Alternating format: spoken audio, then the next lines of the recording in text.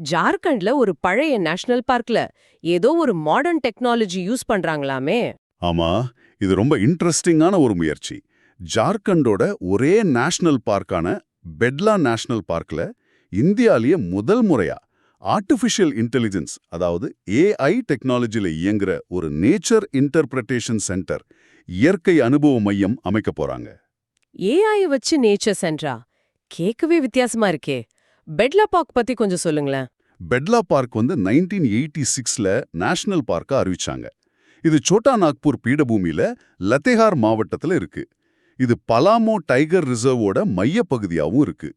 இன்னொரு முக்கியமான ஹிஸ்டாரிக்கல் விஷயம் என்னன்னா, இந்தியால ப்ராஜெக்ட் டைகர் முதல்ல ஆரம்பிச்சப்போ அதுக்காக ஒதுக்கப்பட்ட ஆரம்பகால பூங்காக்கள்ல இதுவும் ஒண்ணு. இங்க இருக்கிற மஹுவாடார் ஓனாய் சரணாலயமும் ரொம்ப முக்கியமானது. நார்த் கோயில் நதி இந்த பார்க் வழியா தான் போகுது. அப்போ அங்க இருக்கிற சூழல் எப்படி இருக்கும்? இந்த ஏஐ சென்டர் எப்படி யூஸ்ஃபுல்லா இருக்கும்? ஆம். அங்க நல்ல பசுமையான காடுகள், இலையுதிர் காடுகள்னு பல டைப் தாவரங்கள் இருக்கு. புலி, சிறுத்தை, ஓநாய், காட்டுநாய், புள்ளிமான், காட்டெருமைன்னு நிறைய விலங்குகள் இருக்கு. மலபார் பைட் ஹார்ன்பில், இந்தியன் பிட்டா மாதிரி சில அரிய பறவைகளையும் பார்க்கலாம். ஒரோன், முண்டா மாதிரி பழங்குடியின மக்கள் பல நூற்றாண்டுகளா அங்க வாழ்ந்துட்டு வராங்க. ம். இந்த புது ஏஐ சென்டர் பூங்காவுக்கு வர்றவங்களோட எக்ஸ்பீரியன்ஸை நிச்சயமா அடுத்த லெவலுக்கு கொண்டு போகும். ஒருவேளை விலங்குகளை பத்தின தகவல்களை உடனே தெரிஞ்சுக்கிறது, வழிகாட்டுறது, சேஃப்டி வார்னிங்ஸ் கொடுக்கறதுன்னு பல விதத்துல உதவலாம்.